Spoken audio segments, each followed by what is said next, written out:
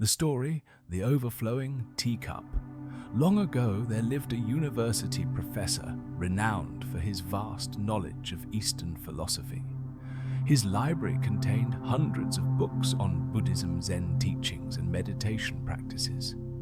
He could quote the most profound sutras from memory, engage in sophisticated debates about Buddhist doctrine, and had attended countless seminars on mindfulness and enlightenment.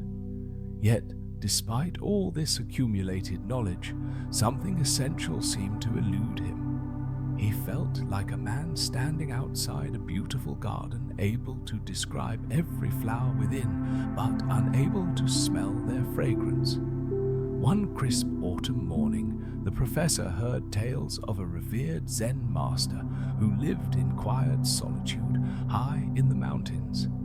This master, it was said, possessed a wisdom that transcended books and concepts. Determined to finally grasp the essence of Zen that had so long escaped him, the professor made the arduous journey up the winding mountain paths. The monastery, he found, was simple beyond measure. Weathered wooden buildings nestled among pine trees, with gardens that seemed to grow wild yet maintained perfect harmony. The professor was led to a small tea room where natural light filtered through rice paper windows, creating patterns that danced gently across tatami mats. The Zen master who greeted him was an elderly man with snow-white hair and eyes that seemed to hold the depth of mountain lakes. His movements were unhurried, each gesture flowing naturally into the next, as if he moved in perfect rhythm with some invisible cosmic dance. Honored Master. The professor began eagerly settling onto the cushion provided. I have studied Zen philosophy for many years. I understand the Four Noble Truths, the Eightfold Path, the concepts of emptiness and impermanence. I have read the works of Dogen Huang Po and Linji. I can discuss the differences between Soto and Rinzai traditions, and I have memorized countless koans. Yet I feel I am missing some eating fundamental. Please teach me the true way to enlightenment. The old master listened with perfect attention, his face serene and accepting. When the professor finished his lengthy introduction of credentials and questions, the master simply smiled and said, I understand your thirst for knowledge. But first, let us share some tea together. The afternoon is beautiful, and tea helps clarify the mind. Without waiting for a response, the master rose gracefully and moved to a simple wooden cabinet. From within, he retrieved an aged clay teapot and two small ceramic cups, their surfaces smooth from countless hands that had held them before. Every movement was deliberate, yet effortless, as if the master were performing a sacred ceremony known only to him. He placed one cup directly in front of the professor and began to pour. The tea was a beautiful golden amber, steaming gently as it flowed from the pot. Its fragrance filled the air, earthy, floral, with hints of mountain mist, and ancient wisdom. The professor watched appreciatively, noting the master's mindful attention to this simple act. But then something unexpected happened. The cup filled completely, yet the master continued pouring. The golden tea began to spill over the rim, flowing across the low wooden table, dripping onto the tatami mat below. Still, the master kept pouring, his expression unchanged, as if this overflow were the most natural thing in the world. At first, the professor thought perhaps the old man hadn't noticed. But as more tea spilled and the puddle grew larger, he became increasingly uncomfortable. The waste seemed almost sacrilegious in such a sacred space. Finally, unable to contain himself any longer, the professor exclaimed, Master, stop. The cup is already full. No more tea can possibly fit. Only then did the master cease pouring. He set down the teapot with the same careful attention he had shown while lifting it and looked directly into the professor's eyes. In that gaze was infinite compassion mixed with gentle amusement. "Yes," the master said quietly, his voice carrying the weight of mountains and the lightness of clouds. "You are quite right. The cup is indeed full, and just like this cup, your mind is completely filled, overflowing with knowledge, concepts, theories, and opinions about Zen. How can I possibly pour any new understanding into a mind that has no space left to receive it?" The professor felt as if he had been struck by lightning. In that instant, he understood. All his accumulated knowledge, all his philosophical concepts and scholarly achievements had become barriers rather than bridges to true understanding. His mind was so crowded with ideas about Zen that there was no room for Zen itself to enter. "Before you can truly learn," the master continued gently, "you must first empty your cup. You must create space within your mind, not by forgetting what you know, but by holding it lightly like clouds that can form and dissolve without disturbing the vast sky of awareness that contains them." Reflection and meditation. Take a moment now to feel the truth of this ancient teaching in your own life. How often do we approach new experiences with minds already full of expectations, preconceptions, and past knowledge? We listen to others while simultaneously formulating our responses. We see the world through the lens of what we think we already know, rather than with fresh eyes that can perceive the miraculous newness present in each moment. This is not to say that knowledge and learning are obstacles. They are gifts that enrich our lives.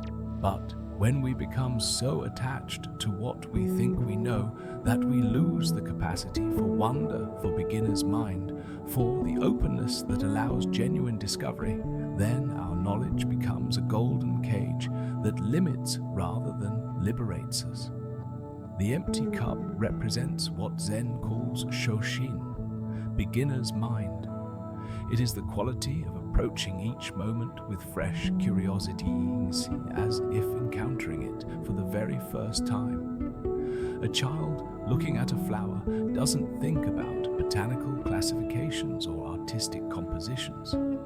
They simply see the flower in all its immediate vibrant presence. This is the mind the master was pointing toward. Breathe now into this space of not knowing. Feel how liberating it can be to set down, even temporarily, the burden of being an expert in your own life.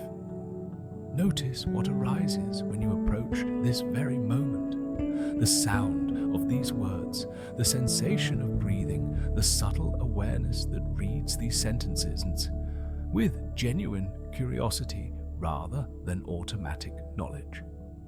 What would it mean to listen to your loved ones with an empty cup, to walk in nature without the filter of familiar concepts, to meet each arising thought and emotion as if for the first time, without immediately categorizing it as good or bad, useful or useless? The Master's teaching continues to pour itself into receptive minds across the centuries. Each time we create space within ourselves, space between thoughts, space between reactions, space between the world and our interpretation of it. We become like that empty cup, ready to receive the tea of wisdom that is always being offered. As we prepare to journey deeper into these ancient teachings, carry with you this image of the overflowing cup. Remember that the most profound learning often requires the courage to admit we don't know, to step back from our certainties and meet life with the fresh eyes of a beginner. Let your breath flow naturally, now creating space with each exhale, opening to new possibility with each inhale. You are ready now to receive the next teaching the next story that awaits. Part 2. Living in the present moment. As the overflowing teacup taught us about emptying the mind, we now step into perhaps the most profound teaching that Zen offers humanity. The art of living fully in the present moment, even when surrounded by danger, uncertainty, and the inevitable challenges of existence. Continue to let your breath serve as an anchor to this very moment. Feel the cool air as it enters your nostrils, the gentle pause at the peak of each inhalation, and the warm release as you exhale. In this simple act of breathing, you're already practicing the very art that our next story will illuminate. The courage to be completely present regardless of circumstances. Settle deeper into your sitting position.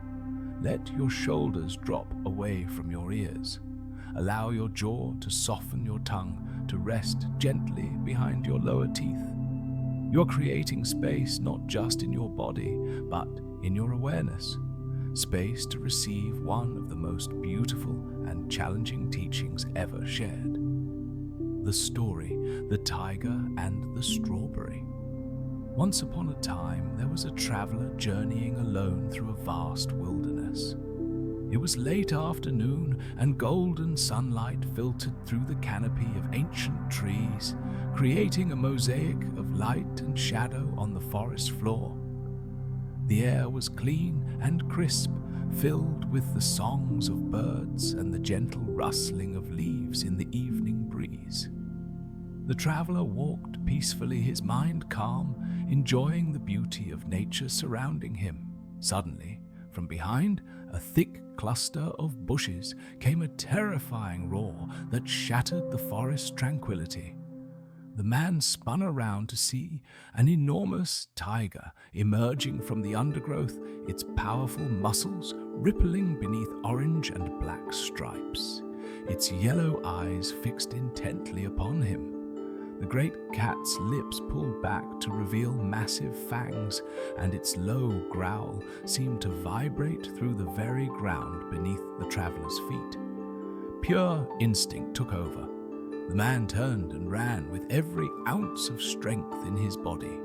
His heart hammered against his ribs as he crashed through the forest branches, whipping at his face, thorns catching at his clothes. Behind him, he could hear the heavy breathing and thundering paws of the tiger in pursuit, growing closer with each pass-ingy second. The chase continued for what felt like hours, but was probably only minutes. The man's lungs burned, his legs ached, but terror gave him strength beyond his normal limits. Just when he thought he could run no further, he found himself at the edge of a steep cliff. Below yawned a chasm so deep that its bottom disappeared into misty darkness. There was nowhere left to run. Desperation sharpened his senses. Looking over the edge, he spotted a thick vine growing from a crevice in the rock, face its green tendrils extending down into the abyss. Without hesitation, he grabbed hold of the vine and swung himself over the edge, rappelling down until he hung suspended in space, too far from the bottom to survive a fall, too far from the top to climb back up easily. Above him, the tiger paced back and forth at the cliff's edge, roaring in frustration. Its claws scraped against stone as it tried unsuccessfully to reach him. Below, the darkness seemed to breathe with unknown dangers. A man hung there, temporarily safe, but utterly trapped. As he caught his breath and assessed his situation, something even more alarming caught his attention. Two mice, one white, one black, had emerged from a crack in the cliff face near where the vine was rooted. With methodical precision, they began gnawing at the vine's base. Their tiny teeth worked steadily, persistently, severing strand after strand of the plant fibers that were his only lifeline. The symbolism was unmistakable and terrifying. Above him waited the immediate threat of the tiger. representing the fears and anxieties that chase us through life. Below yawned the ultimate unknown, death itself, the final mystery that awaits every living being. And there, right where he clung to life, the two mice, one white representing day, one black representing night, steadily gnawed away at time itself, bringing him ever closer to his inevitable fall. Time seemed to slow as the full horror of his situation became clear.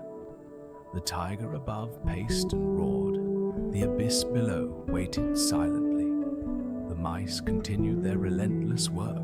Death approached from every direction, swift and violent from above, certain and final from below, inevitable and gradual from the steady passage of time. But then, as the man hung there, contemplating his fate, something remarkable happened. A movement near his face caught his attention. Growing from a tiny crack in the rock wall, no more than arm's length away, was a wild strawberry plant, and there, perfectly ripe and glistening with morning dew, hung a single perfect strawberry. Without thinking, the man reached out and plucked the fruit. He brought it to his lips and took a bite. The taste that flooded his mouth was indescribable, sweet beyond measure, with just a hint of tartness that made his taste buds dance. The strawberry was warm from the sun, its juice was like liquid sunshine, and its flavor seemed to contain the essence of summer itself. In that moment, hanging G between the tiger and the abyss, with the mice steadily cutting away his lifeline, the man experienced the most perfect, complete joy he had ever known. The strawberry was so delicious, so perfectly sweet, so absolutely present in its simple perfection that all fear vanished. Time stopped. There was no tiger, no cliff, no mice, no danger. There was only this moment, this taste, this perfect strawberry. For those few seconds, he was completely alive in a way he had never been before. The sweetness on his tongue was not just the flavor of fruit. It was the taste of pure existence itself, unfiltered by worry about past or future, uncomplicated by fear or desire. He was simply completely radiantly present. The deeper teaching, this ancient parable, speaks to the very heart of human existence and the Zen approach to life's inevitable challenges. We are all that traveler hanging between the tigers of our immediate fears and the abyss of ultimate uncertainty. The white mouse and black mouse of day and night gnaw constantly at the vine of our time, bringing us ever closer to life's end. Yet, in the midst of this precarious existence, strawberries are always present for those who have eyes to see them. These strawberries represent the countless moments of beauty, sweetness, and pure joy that exist right now in this very moment, regardless of our circumstances. Most of us spend our lives so focused on the tiger behind us, our regrets, our past mistakes, our traumatic experiences, or so terrified of the abyss below, our future fears, our mortality, our uncertainties, that we completely miss the strawberry right in front of us. We forget to taste the sweetness available in each present moment. The profound wisdom here is not that we should ignore genuine dangers or real challenges. The tiger is real. The cliff is real. The mice are real, but neither denial nor paralysis serves us. Instead, we can learn to find the strawberry even in the midst of difficulty. What might the strawberries in your own life look like? Perhaps it's the way sunlight falls across your kitchen table each morning. Maybe it's the sound of a loved one's laughter, the feeling of warm water in a shower, the taste of morning coffee, or the sensation of your pet's fur beneath your fingers. It might be as simple as the rhythm of your own breathing, the miracle of awareness itself, or the profound mystery that you exist at all. The strawberry teaches us that joy and beauty are not rewards for solving all our problems or achieving perfect security. They are gifts available right now, embedded in the texture of ordinary existence, waiting for us to notice them with full presence and appreciation. Practice and reflection. Take a moment now to feel into your own present experience. What strawberries are available to you right now in this moment? Perhaps it's the simple fact that you're alive and aware, able to contemplate these words and meanings. Maybe it's the sensation of air filling your lungs, or the feeling of your body supported by whatever you're sitting or lying on. Notice how your mind wants to leap away from this moment, to plan, to worry, to remember, to anticipate. This is natural and human. But gently, like training a puppy, bring your attention back to what's actually happening right now. This is your strawberry, this moment of returning to presence. The tiger and the abyss haven't disappeared. Your challenges, fears, and uncertainties are still real. But you can learn to taste the sweetness available even in difficult circumstances. This is not about forcing positive thinking or denying problems. It's about developing the capacity to remain present and open to beauty, regardless of external conditions. Consider how different your life might be if you could remember to look for strawberries in the midst of your daily tigers and chasms.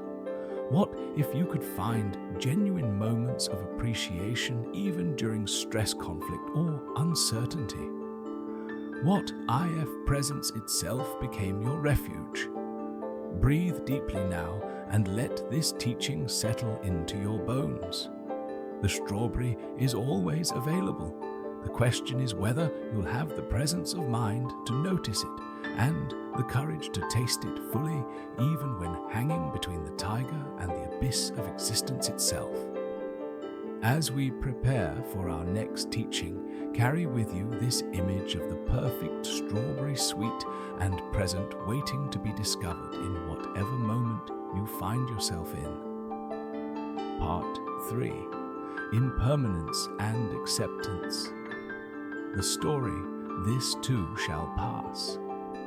Long ago, in a distant kingdom, there lived a king renowned for his wisdom and justice. However, the king was also a man of extreme emotions. When happy, he would be ecstatic beyond measure, and when sorrowful, he would sink into the deepest despair. One day, the king summoned all the wisest scholars and philosophers in his realm to the royal palace. He sat upon his golden throne, his stern gaze looking down upon the crowd of intellectuals kneeling before him. "I have a special task for you all," the king declared in his commanding voice. "I want you to find me a single sentence, just one, that can help me maintain my composure in all circumstances. This sentence must have the power to humble me when I am successful and give me strength when I face failure. It must be medicine for all suffering and also a warning against all joy. Whoever completes this task will be richly rewarded." The scholars and philosophers returned home, their minds churning with thoughts. They ransacked libraries, studied ancient texts, and debated day and night. Some proposed famous quotes about patience, others suggested advice about virtue, but no one could find the perfect sentence the king was seeking. Meanwhile, there lived an old poor man on the outskirts of the city.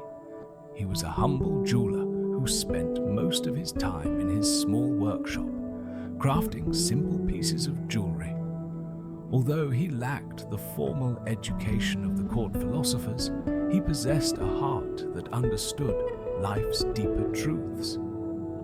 When he heard of the king's challenge, the old man decided to try his luck. He spent an entire week creating a small ring from common silver. The ring's surface was polished to mirror-like smoothness, and on the inside he engraved 4 tiny words using his finest tools. When the appointed day arrived, the palace was crowded with scholars carrying scrolls filled with complex philosophical sayings. They took turns reading their proposed wisdom aloud, but the king shook his head at each offering. Finally, the frail old jeweler stepped forward. He carried no scrolls, only a small wooden box in his trembling hands. "Your Majesty," he said in a humble voice, "this lowly subject lacks the education of these wise sages, but I humbly request permission to present a small gift." The king accepted the box with skepticism. When he opened it, he found a simple silver ring with no precious stones. The ring looked quite ordinary, almost mundane. "What is this?" the king asked, unable to hide his disappointment. "Your Majesty, please wear the ring and read the inscription inside whenever you face hardship or joy," the old man replied. The king turned the ring over and squinted to see. Engraved in tiny but clear letters were 4 words, "This too shall pass." At first, the king thought this was merely an overly simple saying, but as he pondered it more deeply, he began to understand the hidden power within these plain words. When success and fame made him arrogant, this phrase reminded him that all glory is temporary. When failure and suffering drove him to despair, it brought hope that no pain lasts forever. When robust health made him feel immortal, it whispered that youth would fade. When illness tormented him and made him lose hope, it promised that even pain would eventually end. The king looked at the old jeweler with newfound respect. "You have discovered the truth that all the other philosophers missed. This is indeed medicine for all ailments, and also a warning against all pleasures." From that day forward, the king always wore the ring. In moments of victory, he would look at it to remember humility. In times of crisis, he would read the inscription to regain his composure.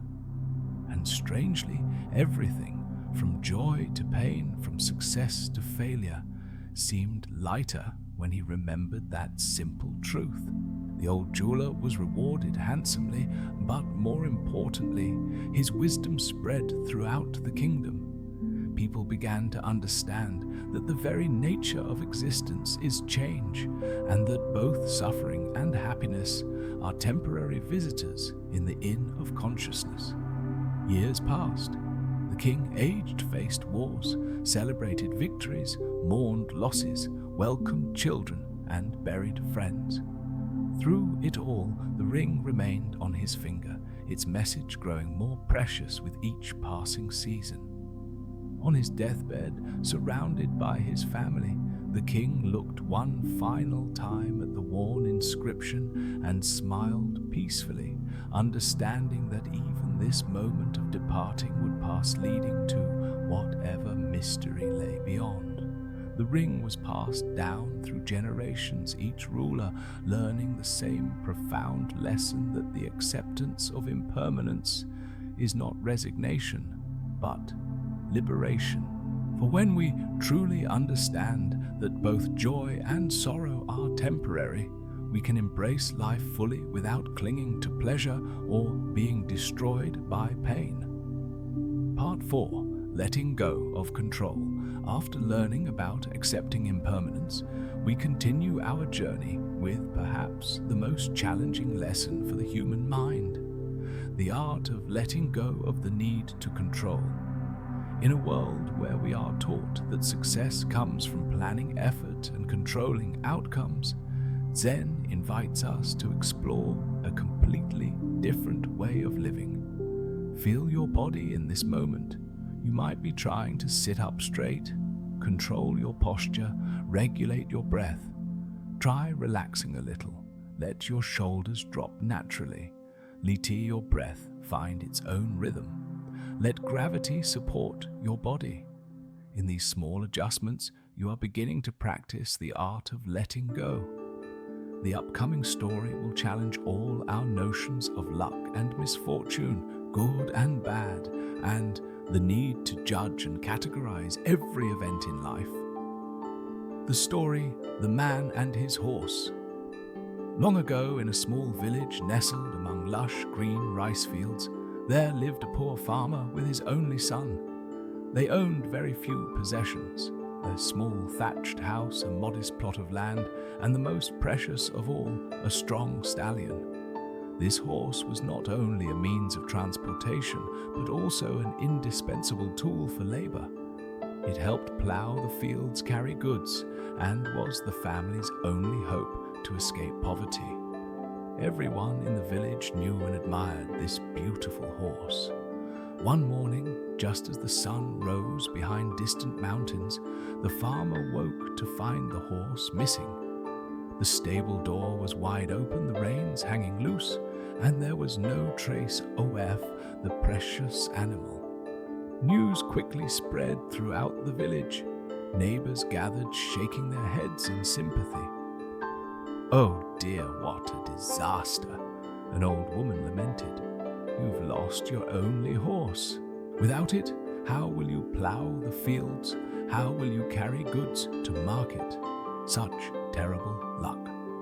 Others expressed their condolences. "Yes, so unfortunate. What will you do now? Your family will starve this winter. Such unimaginable misfortune." But the farmer, instead of despairing as everyone expected, simply shrugged and calmly said, "Maybe it's good luck, maybe it's bad luck. Who knows?"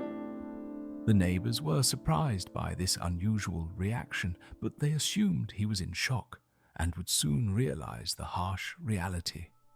2 weeks passed. One evening, as the sun set over golden fields, the sound of horse hoofs echoed from afar. The villagers ran out to see and were amazed to find the farmer's horse returning, but not alone. Following it was a wild herd. 8 strong stallions and a healthy mare, their coats shiny and silky.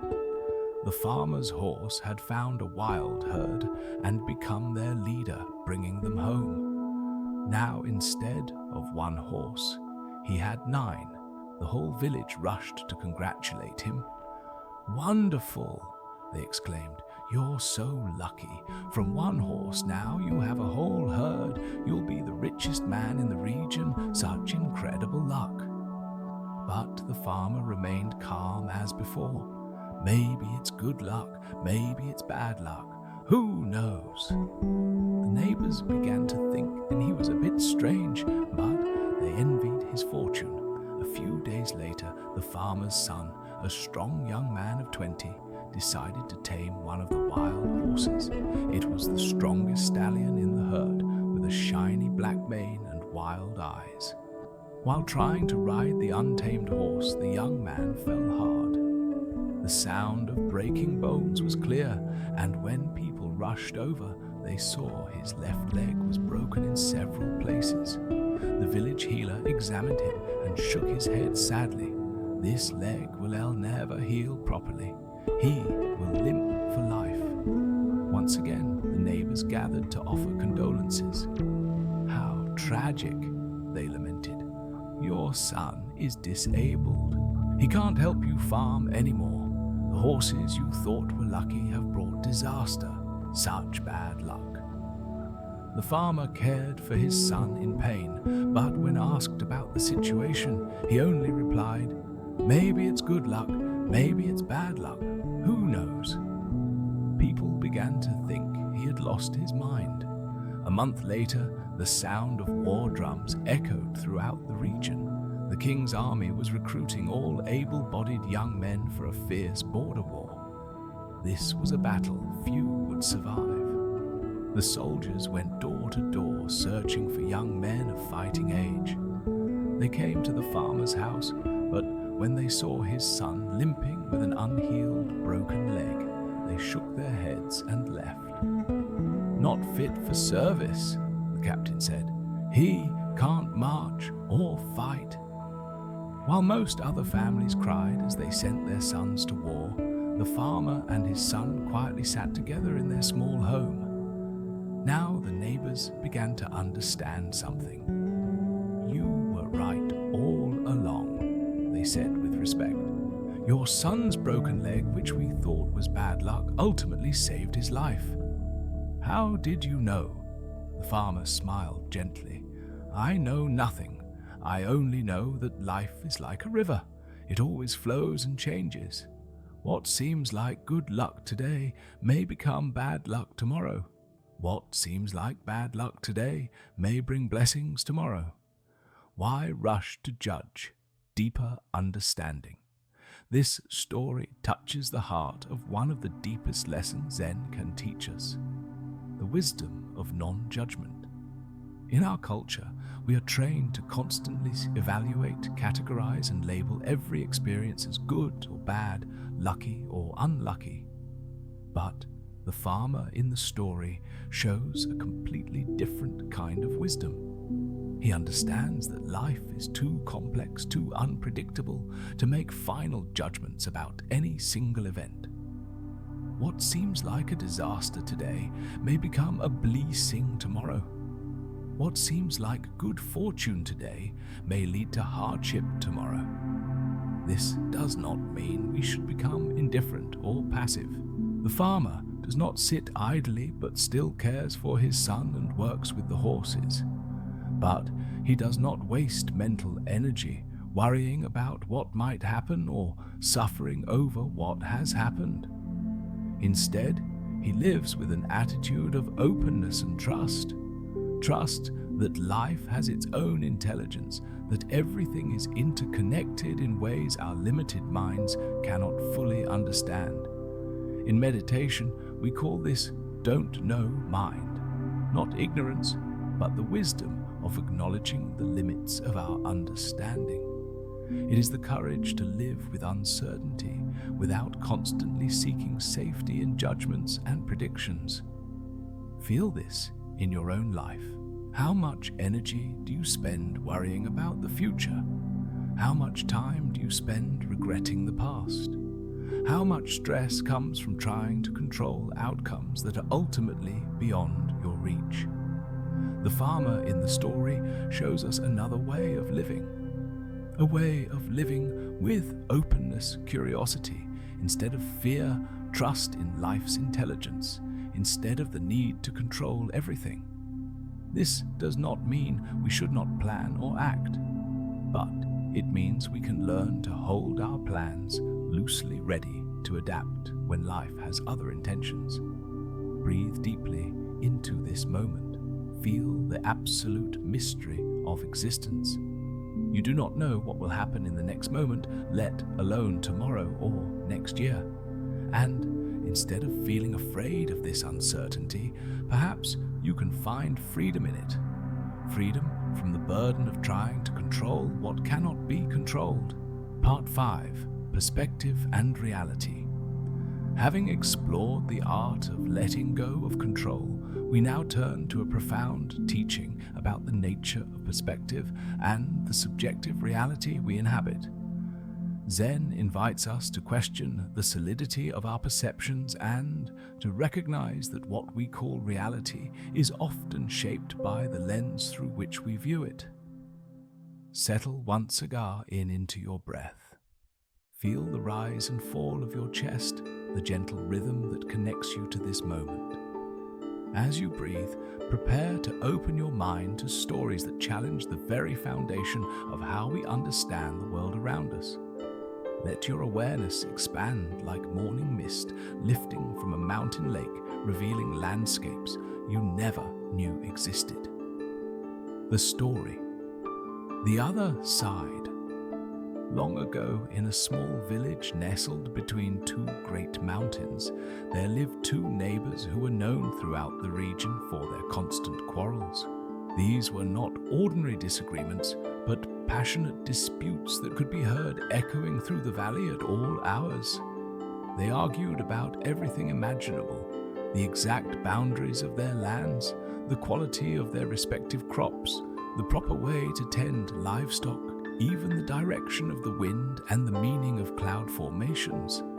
Both men were hard-working farmers, intelligent and sincere in their beliefs, yet they seemed incapable of REing on anything.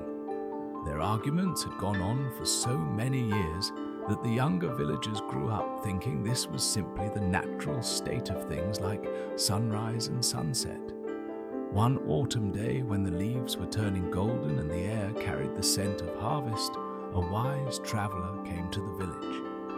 He was an elderly man with kind eyes and a weathered face that spoke of many journeys and countless encounters with human nature. The villagers welcomed him warmly, offering food and shelter, and in the evening they gathered to hear tales of the distant places he had visited. During his stay, the traveler couldn't help but notice the ongoing feud between the two neighbors. He listened carefully as each man presented his case, noting how passionate and convinced each was of his own righteousness. After 3 days of observation, the traveler approached both men with a gentle smile. "My friends," he said, "I have heard your arguments, and I can see that both of you are men of integrity, seeking truth in your own way. Would you do me the honor of accompanying me on a small journey? I believe there is something important I can show you." Curious and somewhat flattered by the attention of this respected visitor, both neighbors agreed. The traveler led them through winding paths to the banks of the river that divided their properties. It was a beautiful spot where ancient willows dipped their branches into the clear flowing water, and water lilies bloomed in peaceful eddies. The traveler positioned one neighbor on the eastern bank and the other on the western bank, with the river flowing between them. Then he called out across the water, "My friends, I want you to look carefully at the land on the opposite side and tell me what you see." The first neighbor, standing on the eastern bank and looking west, shaded his eyes and studied the terrain carefully. After several minutes, he called back, "I see a barren wasteland, sir. The soil appears rocky and poor-filled with thorns and scrub brush. There are gullies carved by erosion, and what little vegetation exists seems stunted and unhealthy. It is clearly useless land, unfit for farming or any productive purpose." The second neighbor, standing on the western bank and looking east, also took his time to examine what lay before him. When he spoke, his voice carried conviction. "Honored traveler, I see something quite different. Before me lies a lush garden rich with fertile soil and abundant vegetation. I can see fruit trees, heavy with produce flowers blooming in vibrant colors, and green pastures that would support many animals. It is truly a paradise, a place of natural beauty and plenty." The traveler smiled knowingly and called to both men, "You are both correct, and you are both wrong. You are correct in describing what you see from where you stand. You are wrong in believing that what you see is the complete truth." He then asked them to switch places, crossing the river by an old wood-on bridge upstream. When they had repositioned themselves and looked again, their expressions began to change. What the first neighbor had described as barren wasteland now appeared fertile and beautiful. What the second had seen as paradise now looked rocky and difficult. "Now, do you understand?" the traveler asked gently. "The land is neither barren nor fertile in any absolute sense. Your perspectives, shaped by where you stand and how you look, create your reality. Each of you has been defending a partial truth while attacking another partial truth. Neither of you was seeing the whole picture." The two neighbors looked at each other across the river with new eyes. For the first time in years, they saw not an enemy to be defeated, but a fellow human being trying to make sense of the world from his own limited vantage point. The story-moving mind, in a distant monastery, high in the mountains where eagles soared and clouds gathered like silent prayers, there lived a young monk named Kensho.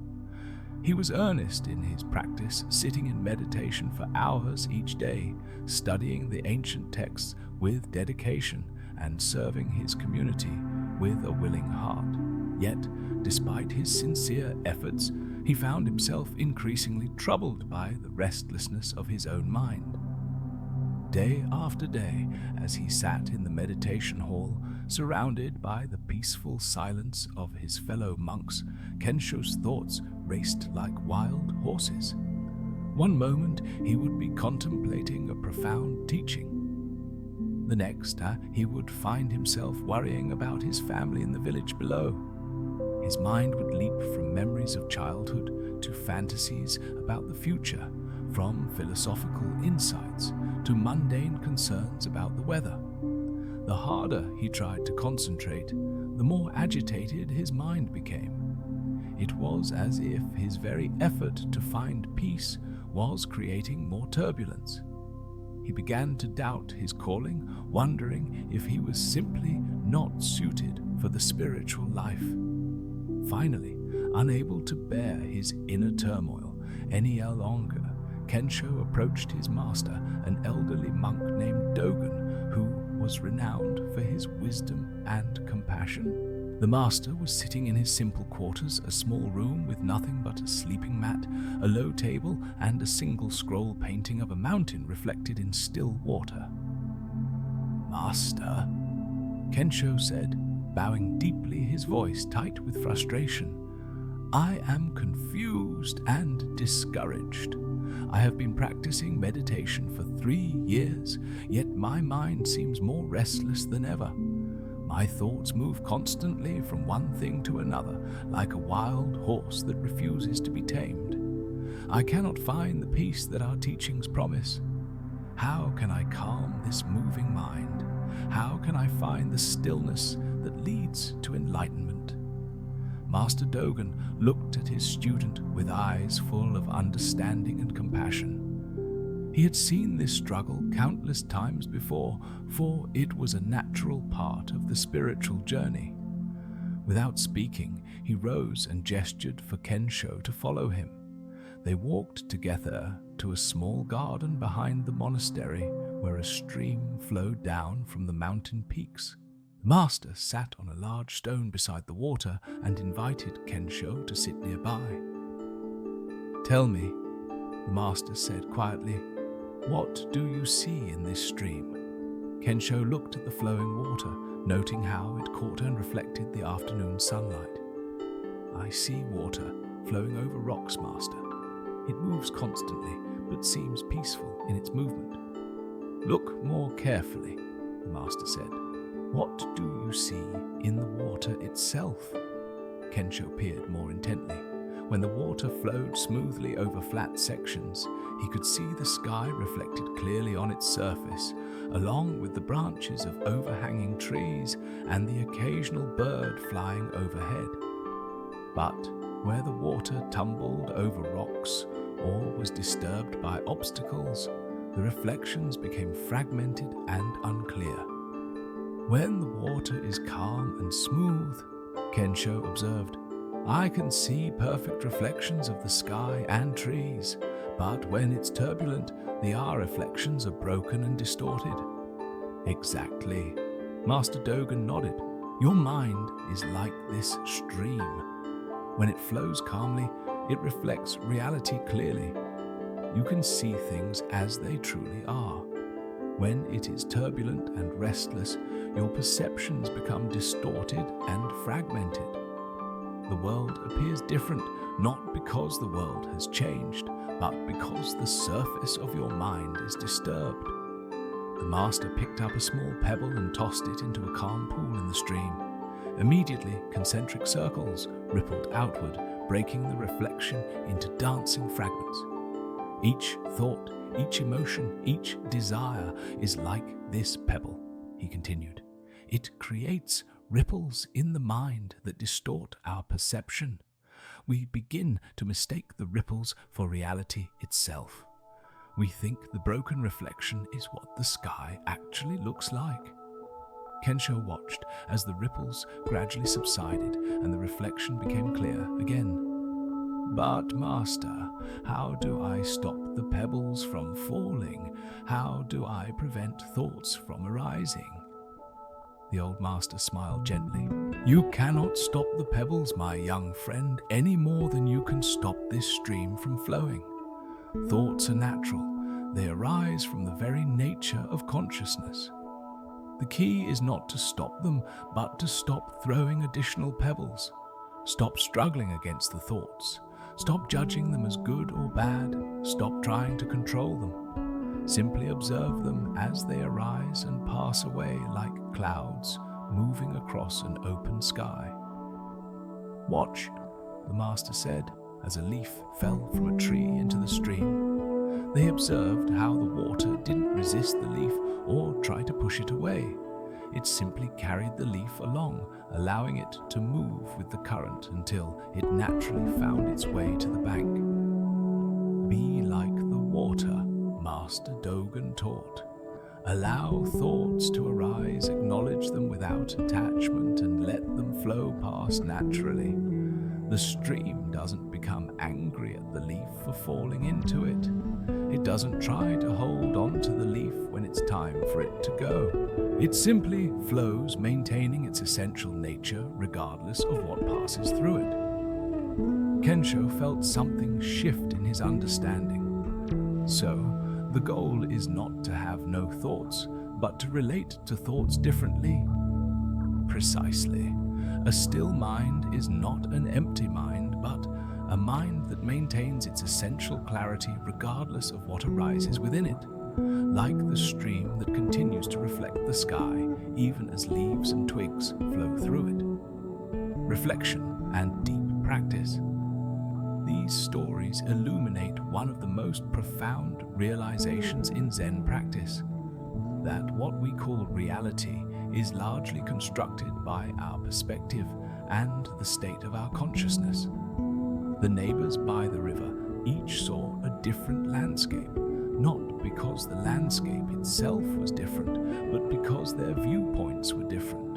Similarly, when our minds are agitated, we perceive the world through the lens of that agitation. This teaching has profound implications for how we navigate daily life. How many of our conflicts arise from the assumption that our perspective is the only valid one? How much suffering comes from mistaking our current emotional state for an accurate assessment of reality? Consider the arguments you've had with loved ones. How often were you both describing the same situation but from different vantage points? Like the neighbors by the river, you may have been defending partial truths while unable to see the fuller picture. The teaching of the moving mind goes even deeper. It suggests that our perceptions are constantly being colored by the state of our consciousness. When we're angry, the world appears hostile. When we're peaceful, the same world appears harmonious. The world hasn't changed. Our inner state has changed, and that change is reflected in what we perceive. This doesn't mean that objective reality doesn't exist, but rather that our access to it is always filtered through our subjective experience.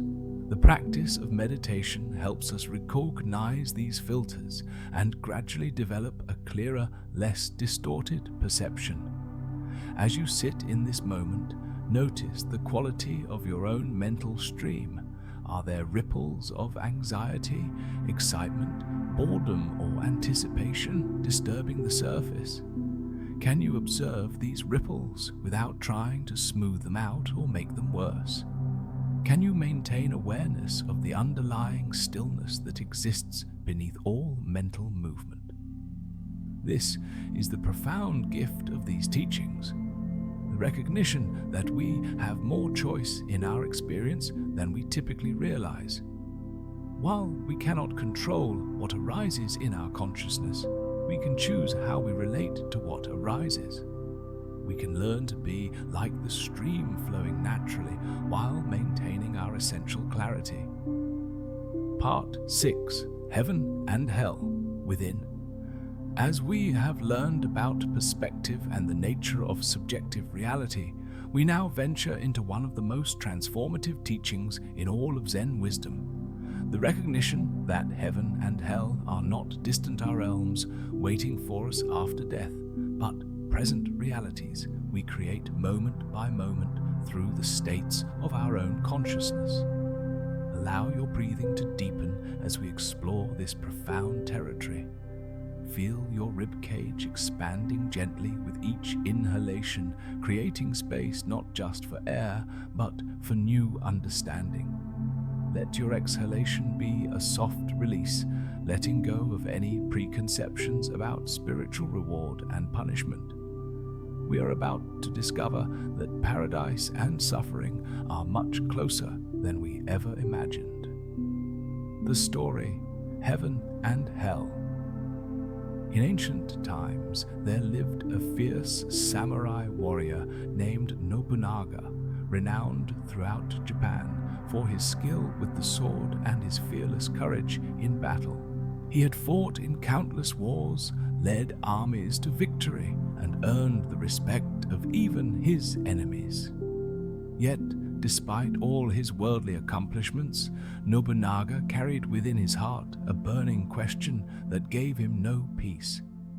He had heard tales of enlightened masters who possessed wisdom beyond ordinary understanding, and he longed to know the truth about the afterlife. Where do warriors go when they die? What awaits those who have lived by the sword?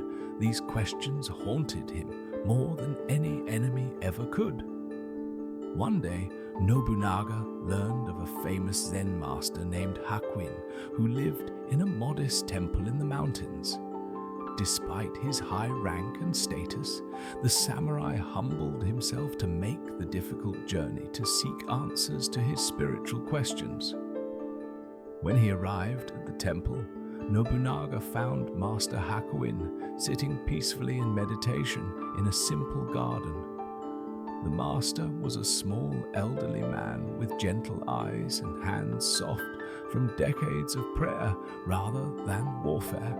The contrast between the two men could not have been greater, one representing the way of the sword, the other the way of peace. Nobunaga approached with all the directness of a military man. "Master Hakuin," he said, his voice carrying the authority of command. "I am Nobunaga, and I have come seeking knowledge. I must know, where are heaven and hell? Do they truly exist? And if so, where are their gates?" The master looked up at the imposing warrior with his armor gleaming and swords at his side. For a long moment, Hakuin said nothing, simply studying the man before him. Then, quite unexpectedly, the master began to laugh. Not a gentle chuckle, but a deep belly-shaking laugh that echoed through the garden. "You," Hakuin said, wiping tears of laughter from his eyes, "you want to know about heaven and hell. Look at yourself. You're nothing but a rough, dirty warrior. Your face is scarred and ugly, your armor is stained with blood, and you smell like the battlefield. You're crude, violent, and ignorant. Someone like you could never understand the subtle teachings about the nature of existence. Go away and don't waste my time with your foolish questions." Nobunaga's face turned deep red with rage.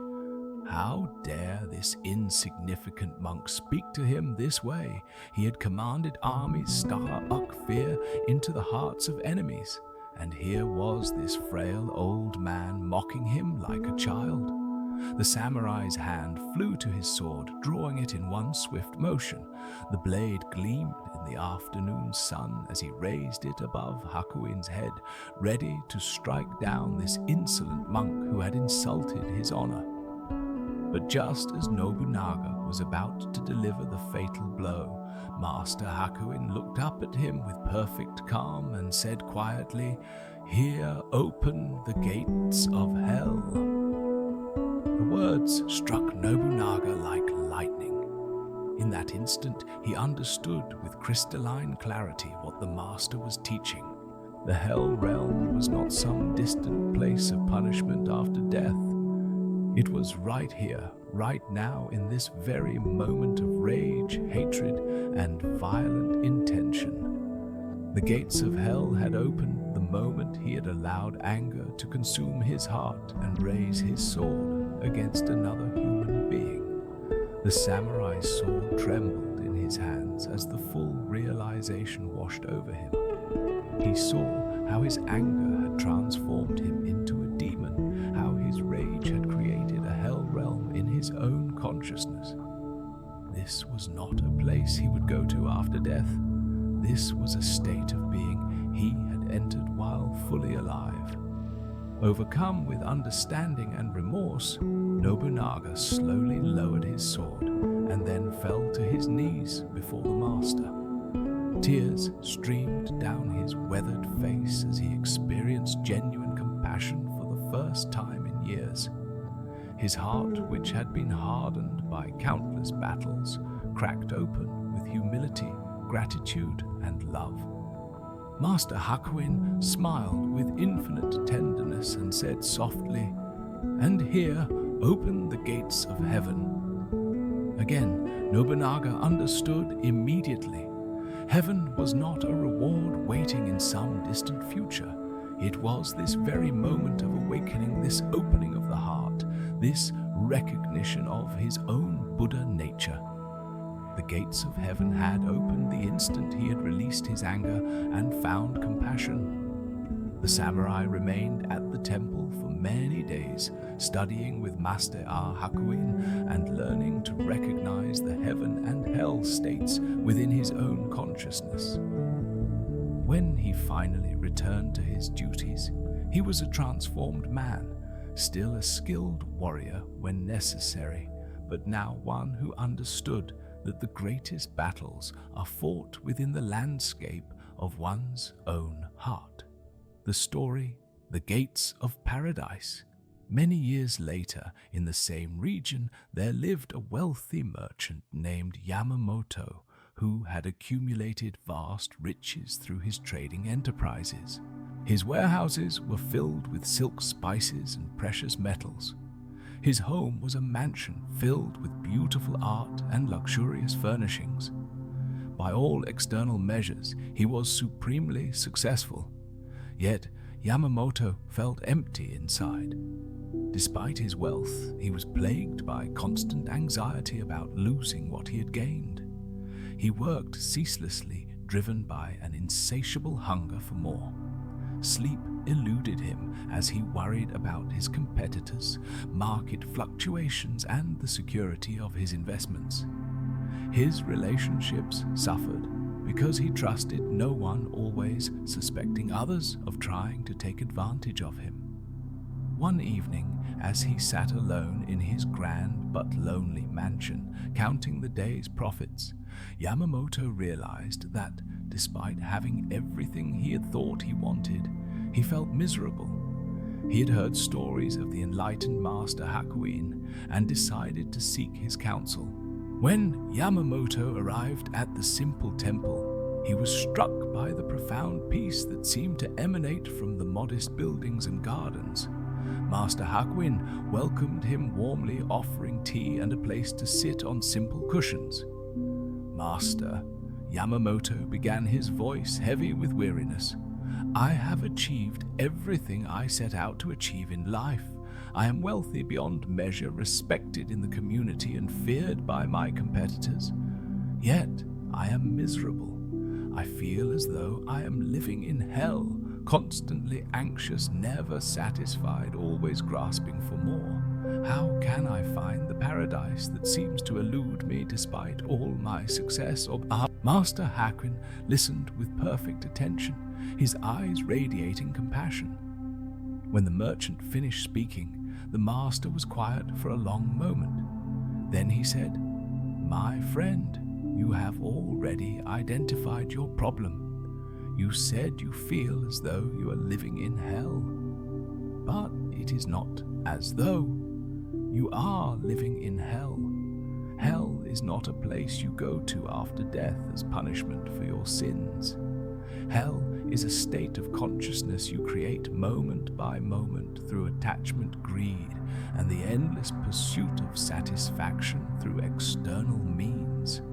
The master gestured around the simple room. "Look at this place. I own nothing but these robes, this teacup, and these worn cushions. By your standards, I should be miserable. Yet I am filled with joy. Every morning I wake grateful for another day. Every meal, no matter how simple, tastes delicious. Every moment brings fresh wonder. Every person I meet is a teacher offering me gifts of wisdom. I live in paradise not because of what I have beauty, because of how I relate to what I have." Yamamoto looked around the sparse room with new eyes. He noticed how the late afternoon light streaming through the window seemed to transform the simple space into something sacred. He observed how the master's face glowed with contentment that no amount of money could buy. "But how?" Yamamoto asked. "How do you find such contentment with so little? How do you live in paradise while I live in hell?" The gates of paradise, Master Hakuin explained, open the moment you stop seeking paradise somewhere else. Hell is the state of always wanting what you don't have. Paradise is the state of appreciating what you do have. Hell is the endless hunger that can never be satisfied. Paradise is the recognition that you already possess everything you need for true happiness. The master picked up his simple clay teacup. This cup can hold the finest tea in the world, or the most humble leaf steeped in mountain water. Its value does not come from what it contains, but from its capacity to hold whatever is offered. Your consciousness is like this cup. It can hold the experience of hell, anxiety, greed, dissatisfaction, or it can hold the experience of paradise, gratitude, contentment, wonder. The choice is always yours. "But surely," Yamamoto protested, "material comfort matters. Surely poverty brings suffering." "Of course physical needs matter," the master replied gently. "But observe your own experience. You have far more than you need for physical comfort, yet you suffer. Meanwhile, there are those with very little who experience deep joy. The difference is not in circumstances, but in relationship to circumstances. Paradise is not about having everything you want. Paradise is about wanting nothing more than what you have in this moment." Master Hakuin stood and walked to the window. "Look at that bird singing in the tree. Does it worry about its next meal? Does it feel inadequate because it doesn't have a nest as elaborate as another bird's? It simply sings its song, moment by moment, expressing its essential nature. This is paradise, the complete expression of what you are without comparison, without grasping, without the endless mental commentary that creates suffering. The practice of recognition. These profound teachings invite us to examine our own moment-to-moment experience with fresh eyes. Right now, as you sit reading these words, which realm are you inhabiting? Are you present with what is actually happening? Or are you lost in mental commentary about what should be happening? Are you grateful for this opportunity to learn and grow? Or are you anxious about when it will end? Notice how quickly your experience can shift from heaven to hell and back again. One moment, you might feel peaceful and content. Heaven. The next moment, a worry arises about tomorrow's responsibilities. Hell. Then, perhaps you remember something amusing. Heaven again. These shifts happen countless times throughout each day, yet we rarely notice them consciously. The revolutionary insight of these stories is that we are not victims of external circumstances determining our happiness. We are active participants in creating our experience through how we relate to whatever arises. This doesn't mean we should deny real problems or pretend everything is perfect. Rather, it means recognizing that our relationship to our circumstances is often more important than the circumstances themselves. Consider the wealthy merchant who lived in hell despite his material paradise, and the master who lived in paradise despite his material simplicity. What made the difference? The merchant was constantly focused on what he lacked, always grasping for more, never satisfied with what he had. The master was fully present with what was available in each moment, grateful for simple pleasures, content with enough. This teaching offers profound hope. It means that no matter what challenges you face, paradise remains available in this very moment. It might be found in the simple act of breathing in the warmth of sunlight on your skin, in the kindness of a friend's voice, or in the profound mystery that you exist at all. But it also offers profound responsibility. If heaven and hell are states of consciousness rather than external destinations, then you are the gatekeeper. Every moment offers the choice. Will you open the gates of hell through anger, greed, and resistance? Or will you open the gates of heaven through acceptance, gratitude, and presence? Take a moment now to feel into your current state of consciousness. Without trying to change anything, simply notice. Are you experiencing more heaven or hell right now? Can you feel the power you have to influence this experience through your attention and attitude? This recognition itself is the beginning of true spiritual freedom. Part 7, The Natural Nature of Death and Birth.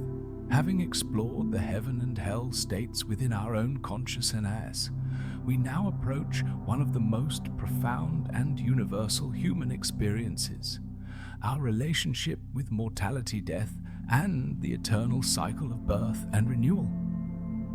This teaching invites us to examine our deepest fears and discover a peace that transcends even the ultimate uncertainty.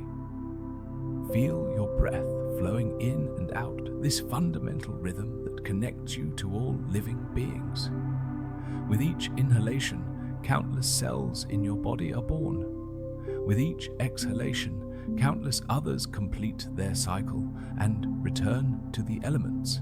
You are already intimately participating in the dance of death and rebirth that these ancient stories illuminate. Let yourself sink deeper into this moment, preparing to receive wisdom that has comforted and enlightened seekers for over 1,000 years. The story time to die. In feudal Japan, there lived a Zen master named Ikkyu, who was beloved by his students for his wisdom, compassion, and the profound peace that radiated from his being. For decades, he had taught countless disciples the way of awakening, guiding them through the labyrinth of spiritual practice with patience and skill. His monastery had become a beacon of light for seekers throughout the land. When Master Ikkyu reached his 80th year, his body began to show signs of the natural wear that comes to all physical forms. His once straight back became slightly bent, his steps grew slower, and his voice, while still clear, carried the gentle rasp of many years. Yet, His mind remained sharp as a sword, and his compassion seemed to deepen with each passing season. One autumn morning, as the maple leaves painted the monastery grounds in brilliant reds and golds, Master Ikkyu called his senior disciples together.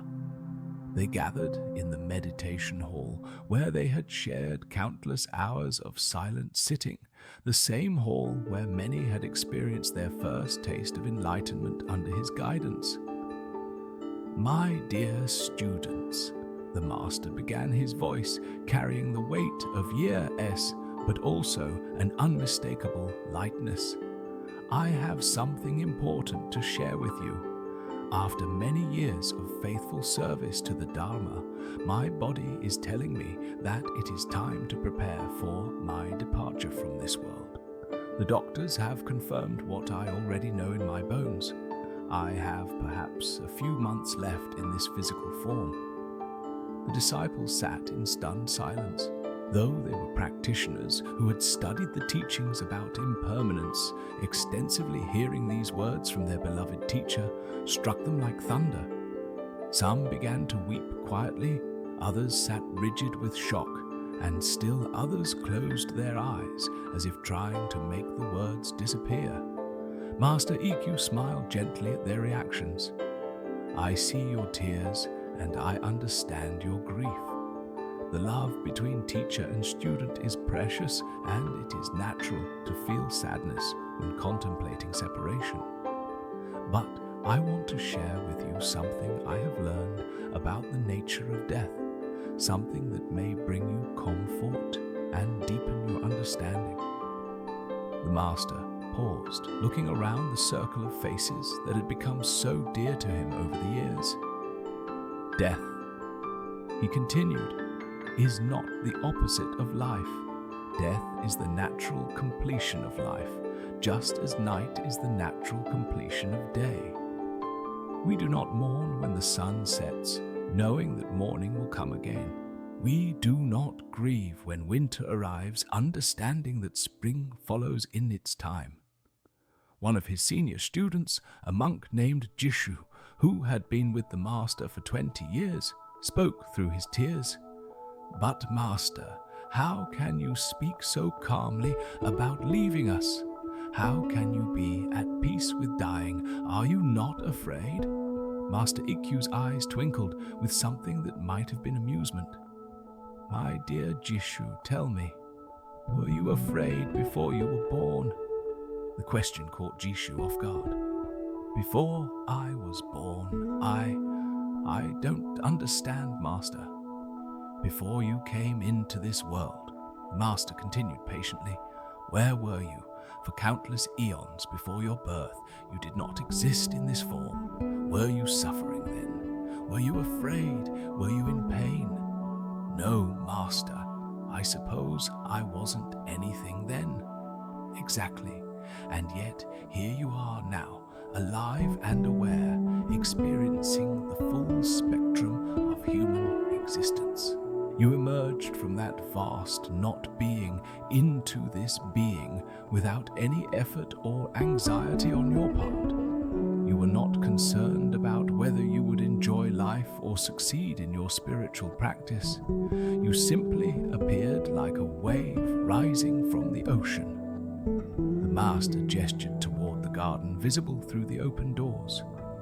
"Look at those maple trees. Each spring, new leaves emerge from what appears to be dead wood. Each autumn, those leaves turn brilliant colors and fall away. The tree does not suffer about losing its leaves, and the leaves do not struggle against falling. They dance in the wind, display their beauty, and return to the earth to nourish new growth. Death," Master Ikkyu continued, "is simply returning to the same vast source from which we emerged. If I was not afraid or unhappy before I was born, why should I be afraid to return to that state? What is there to fear about going back to where we came from?" Another student, a young nun named Mayon, raised her hand tentatively. "But master, what about consciousness? What about the self? Do we simply disappear forever? Master Ikkyu chuckled softly. Mayoan, tell me, where do waves go when they return to the ocean? Do they disappear forever, or do they merge back into their original nature when a drop of water falls into a vast lake? Is it destroyed, or does it become one with something infinitely larger? The wave returns to the ocean? Mayoan replied, slowly beginning to understand. Yes, and what is lost in that return? Only the temporary form of the wave. The water itself, the essential nature, continues. It may rise again as a new wave, or it may remain in the depths, but nothing of value is truly lost. The ocean is not diminished when a wave subsides, and it is not increased when a new wave rises. The master pointed to his own chest. This body, this personality you call Ikkyu, is like a wave. It arose from the ocean of existence, displayed its unique pattern for a time, and now it prepares to return. But the awareness that looks out through these eyes, the compassion that flows through this heart, the wisdom that speaks through this mouth, these are not personal possessions that die with the body. They are expressions of the eternal Buddha nature that exists in all beings. The story. A letter to a dying man. Word of Master Ikkyu's impending death spread throughout the region, and many people came to receive his final teachings. Among them was a wealthy merchant named Tanaka, who was himself facing a terminal illness. Unlike the Zen master's peaceful acceptance, Tanaka was consumed with terror about his approaching death. The merchant arrived at the monastery in a state of barely controlled panic. His hands shook, his face was pale with anxiety, and his eyes darted about as if death itself might leap from the shadows. When he was brought before Master Ikkyu, he immediately fell to his knees and began speaking rapidly. Master, please help me. I am going to die, and I am terrified. I cannot eat, I cannot sleep, I cannot think of anything but the horror that awaits me. I have heard that you too are facing death, yet you seem at peace. Please, I beg you, tell me how to find comfort in the face of the ultimate terror. Master Ikkyu looked at the desperate man with infinite compassion. My friend, your fear is understandable, but it is based on a fundamental misunderstanding about the nature of death and the nature of yourself. Would you allow me to share a different perspective? Tanaka nodded eagerly, grasping at any hope for relief from his mental torment. Tell me, the master began, do you remember learning to walk as a child? Learning to walk? No, master, I have no memory of that time. Of course not. Yet you learned one of the most complex skills humans possess. Coordinating countless muscles, maintaining balance, moving forward without falling. You mastered this incredibly difficult task without fear, without anxiety, without even conscious effort. How do you think you managed such a feat? Tanaka looked puzzled. I suppose it was just natural instinct. Exactly. You trusted the natural intelligence of life itself. You didn't worry about whether you would succeed or fail. You simply allowed the process to unfold naturally. Similarly, when you were in your mother's womb, did you worry about how to grow arms and legs? Did you struggle to figure out how to develop a nervous system or a beating heart? No, those things just happened by themselves. Again, you trusted the wisdom of existence to take care of incredibly complex processes without your conscious involvement. Your body knew how to grow from a single cell into a complete human being. Your life force knew how to animate matter and create consciousness. You participated in the miracle of birth. without effort or anxiety. Master Ikkyu leaned forward slightly. Now, my friend, what makes you think that the same intelligence that brought you into existence lacks the wisdom to guide you out of it? What makes you believe that dying, which is as natural as being born, requires your conscious management or control? The merchant's breathing began to slow as he considered these words. Death, the master continued, is simply the reverse of birth. Just as you emerged from the unknown into the known without fear, you will return from the known to the unknown with the same natural grace. The same life force that animates your body knows how to release it. The same consciousness that formed your thoughts knows how to transcend them. But what will happen to me? Tanaka asked, his voice smaller now, less desperate. What happened to the person you were before you were born? Were you suffering then? Were you in pain? Or were you simply not yet manifested? Death is not the creation of suffering. It is the cessation of the capacity to suffer. It is not the beginning of problems. It is the end of the very mechanism that creates problems. Master Ikkyu picked up a cup of tea that had been growing cold beside him. This tea was once water in a mountain stream, then vapor in clouds, then rain, then groundwater, then sap in tea leaves, and now it sits in this cup. Soon I will drink it, and it will become part of my body. Later, it will return to the earth and begin the cycle again. At what point does the water die? At what point is it born? These are simply different phases of the same eternal substance. You are not separate from this process, he continued. You are not a thing that dies, but rather a temporary configuration of the eternal forces of existence. When this configuration dissolves, you do not disappear.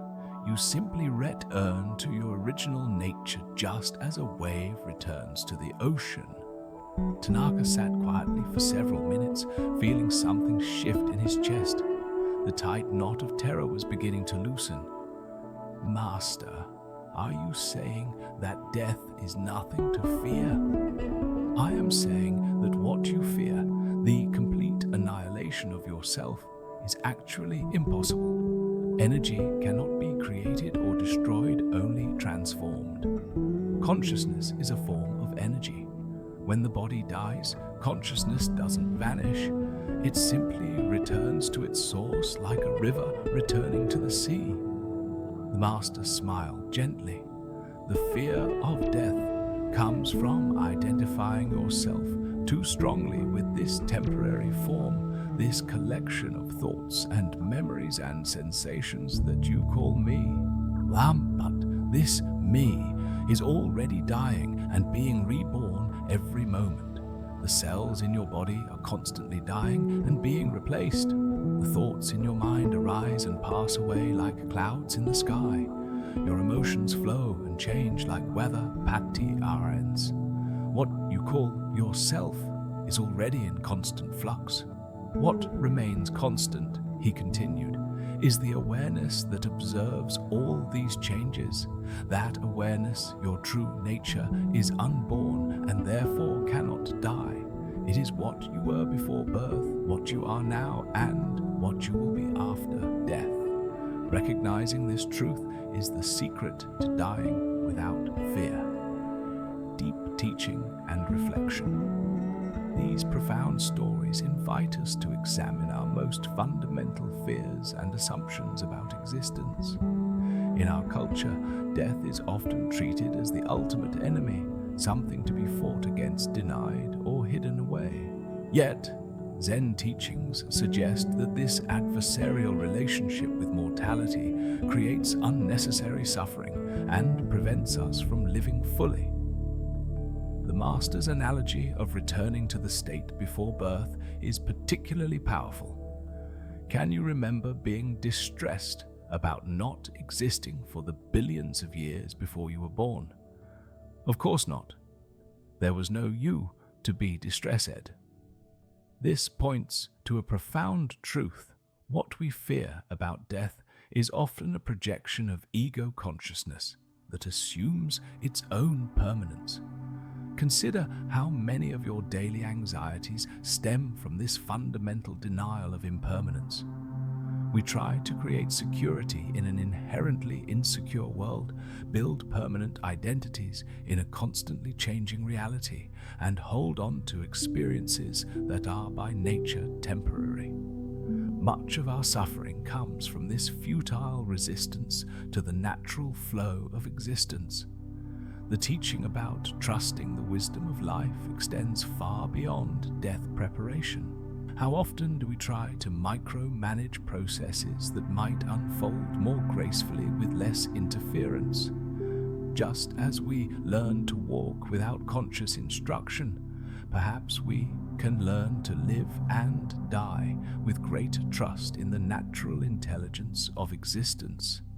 This doesn't mean becoming passive or neglecting responsibility. Rather, it means recognizing which aspects of life are within our control and which are better left to larger forces. We can care for our bodies, cultivate wisdom, and treat others with kindness.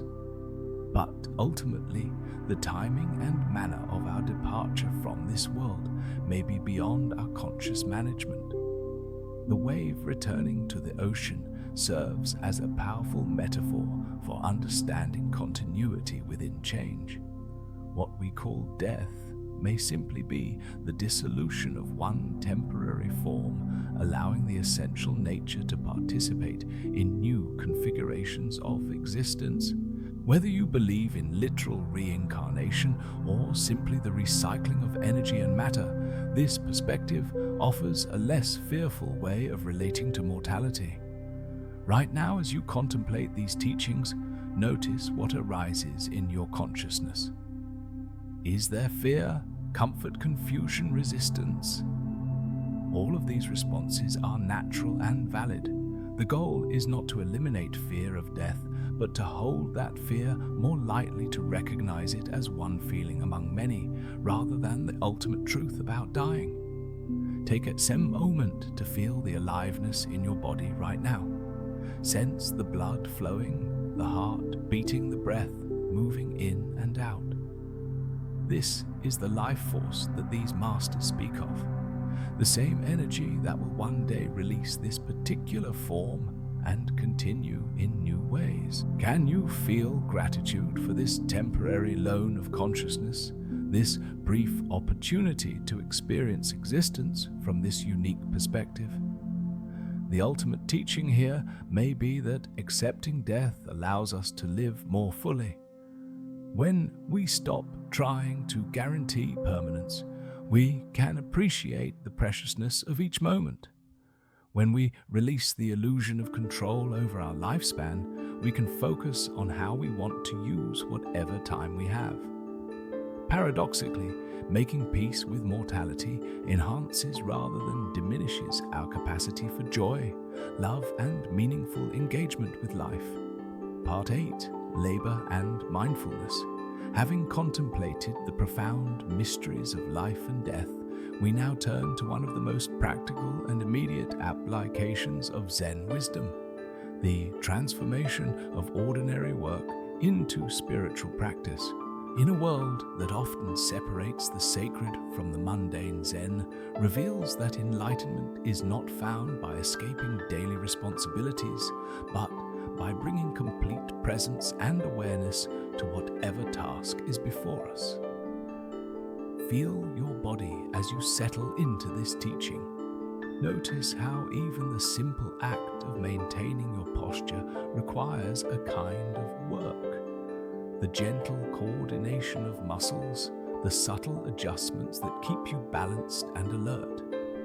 This too is practice, this moment-to-moment engagement with the physical requirements of being human. Let yourself appreciate how awareness can transform even the most basic activities into opportunities for awakening. The story, no work, no food, In a mountain monastery, renowned for its strict discipline and profound teachings, there lived a community of monks under the guidance of Master Bai Zhang. This wise teacher had established a simple rule that governed the daily life of the monastery: no work, no food. Every member of the community, from the newest novice to the most senior disciple, was expected to contribute to the daily tasks that maintained their shared life. Master Bai Zhang himself, despite being in his 80s and revered as one of the greatest Zen teachers of his time, continued to work alongside his students every day. Each morning he could be found in the garden pulling weeds, planting vegetables, or harvesting crops. In the afternoon, he might be seen sweeping pathways, cleaning the meditation hall, or helping with food preparation.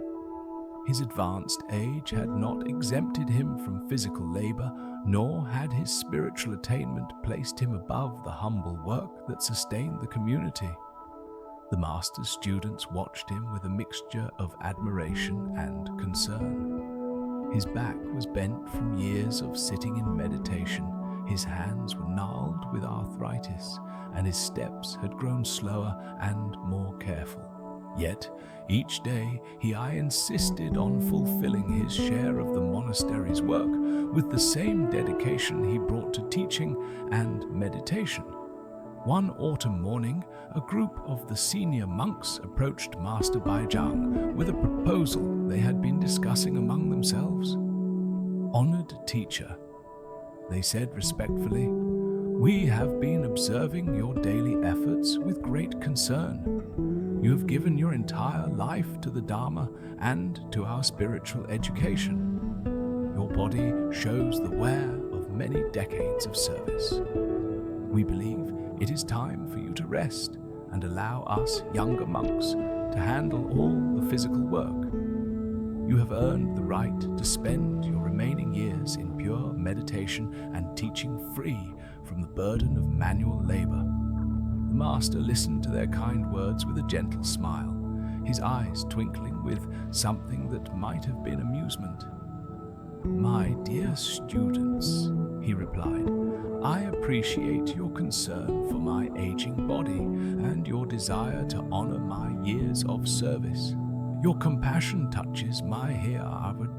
However, I cannot accept your proposal. As long as I am able to work, I will continue to follow the rule that governs our community: no work, no food." The monks exchanged worried glances. They had anticipated this response, but had hoped that appeals to the master's comfort might persuade him. One of them, a monk named Huang Bo, who had been with the master for 15 years, spoke up with gentle persistence. "Master, surely your teaching and guidance constitute work of the highest order. Your daily lectures, your individual instruction, your very presence among us. These are invaluable contributions that far exceed any physical labor. Why burden yourself with tasks that we can easily perform?" Master Bai Zhang shook his head slowly. "My friend, you misunderstand the purpose of our physical work. It is not merely about maintaining the monastery or ensuring that practical tasks are completed. Physical labor is itself a form of spiritual practice, as essential to awakening as sit-in ji, meditation, or studying sutras." The master gestured toward the garden, where they could see younger monks working among the vegetables. "When we dig in the earth, we connect directly with the source of our sustenance. When we prepare food, we honor the gifts of nature and the interconnectedness of all life. When we clean and maintain our living spaces, we express gratitude for shelter and create an environment conducive to spiritual practice.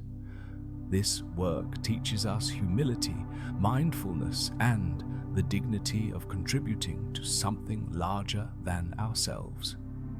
Despite the master's explanation, the monks remained concerned about his health and decided to take matters into their own hands. The next morning, while Master Baizhang was engaged in his morning meditation, they quietly gathered all his gardening tools, his hoe, his rake, his watering bucket, and his pruning shears, and hid them in a storage shed. When the master finished his meditation and went to begin his daily work, he found his tools missing. He searched throughout the monastery grounds, looking in all the usual places, but could not locate them anywhere. Finally, understanding what had happened, he approached his students with a knowing smile. "I see that you have hidden my tools in an effort to force me to rest," he said without anger or reproach. "You act from love and kindness, and I honor your intentions. However, since I cannot work, I also cannot eat. The rule applies equally to all of us, including me." True to his word, Master Baizhang did not appear for the morning meal. When lunchtime came, his place at the table remained empty. The afternoon meal passed, and still the master did not eat. As evening approached and he had gone the entire day without food, the monks began to realize the seriousness of his commitment. The next morning, the master again searched for his tools and again found nothing. Once more, he refused to eat. By the second evening, the monks were deeply worried. Their Belo Ved teacher was becoming visibly weaker, his face growing pale, his movements more labored. Yet his resolve remained unshakable. On the third morning, as Master Baizhang sat quietly in meditation, despite his growing physical weakness, the monks understood that they had gravely misjudged both his determination and the deeper meaning of his teaching. With heavy hearts and deep bows of apology, they returned his tools to their proper place. When the master found his implements and saw his students gathered around him, he smiled with genuine warmth and gratitude. "Thank you, my dear friends," he said simply. "Now let us work together." That day, Master Baizhang worked with even greater joy and energy than before, despite having fasted for 2 full days. His students watched in amazement as he seemed to draw strength from the very act of engaging with physical labor. As they worked alongside him, weeding, planting, and harvesting, they began to understand something profound about the relationship between spiritual practice and everyday activity. The story every minute. Zen, in the same era, in a bustling town at the foot of the mountains, there lived a man named Tosaburo who had become deeply interested in Zen practice after hearing Master Baizhang's teachings.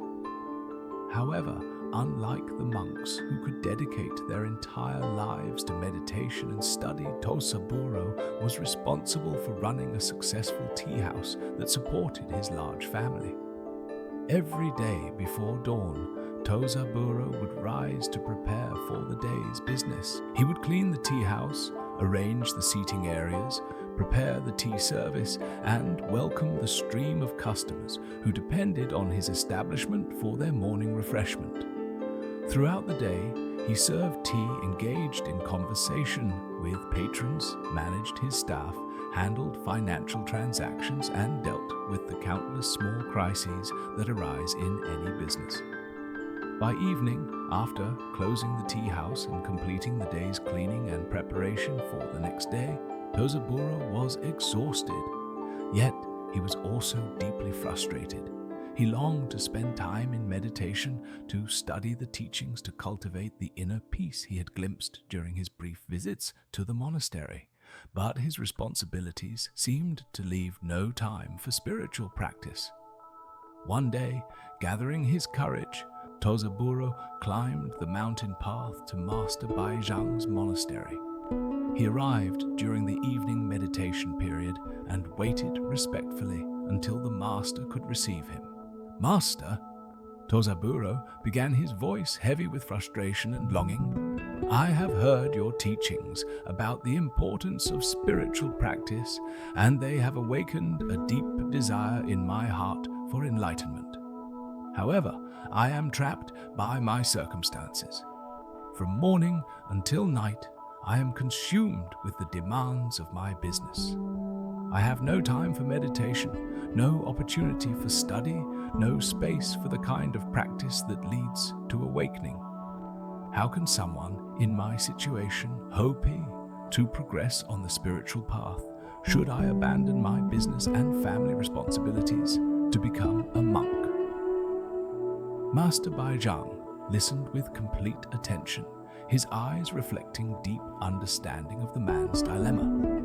When Tozaburo finished speaking, the master was quiet for a long moment, considering his response. "My friend," the master finally said, "you speak of having no time for spiritual practice, yet you are mistaken about the nature of practice itself. Tell me, when you are serving tea to your customers, where is your mind?" Tozaburo looked puzzled. "Well, master, my mind is focused on serving tea, making sure the temperature is correct, that the cups are clean, that each customer receives exactly what they need. And when you are cleaning your tea house at the end of each day, my mind is focused on cleaning, making sure every surface is spotless, that everything is in its proper place for the next day's business. And when you are managing your accounts and handling your business affairs, my mind is focused on the task at hand, ensuring accuracy, making good decisions, taking care of the details." Master Baizhang smiled broadly. "Then you are already practicing meditation every minute of every day. What you call business responsibilities, I call every minute Zen. When your mind is completely focused on the task before you, when you are fully present with what you are doing, when you bring total attention to each activity, this is meditation in action." Tozaburo's eyes widened with confusion. "But master, surely sitting meditation in a quiet temple is superior to serving tea in a noisy marketplace. Surely studying sacred texts is more valuable than cleaning floors and washing dishes." "My friend," the master replied gently, "the Buddha, nature does not distinguish between sacred and mundane activities. A mind that is fully present while serving tea is no different from a mind that is fully present while sitting in meditation. The equality of awareness is the same, only the object of attention changes." The master gestured toward the monastery around them.